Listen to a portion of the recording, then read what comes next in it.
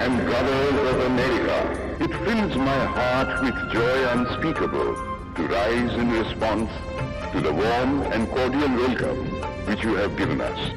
Swami Vivekanand, born January 12, 1863, was the Hindu spiritual leader and reformer in India, who attempted to combine Indian spirituality with Western material progress, maintaining that the two supplemented and complemented one another.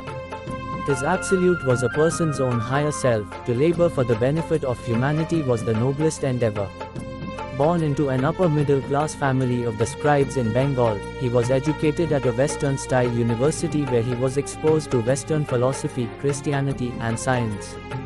Social reform became a prominent element of Vivekanand's thought, and he joined the Brahmo Samaj, dedicated to eliminating child marriage and illiteracy and determined to spread education among women and the lower castes.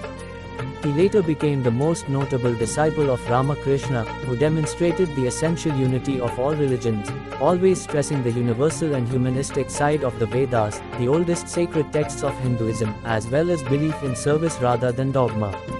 Vivekananda attempted to infuse vigor into Hindu thought, placing less emphasis on the prevailing pacifism and presenting Hindu spirituality to the West. He was an activating force in the movement to promote Vedanta philosophy in the United States and England. In 1893 he appeared in Chicago as a spokesman for Hinduism at the World Parliament of Religions, beginning his speech with Sisters and Brothers of America, so captivated the assembly that a newspaper account described him as an orator by divine right and undoubtedly the greatest figure at the Parliament. Thereafter he lectured throughout the United States and England, making converts to the Vedanta movement.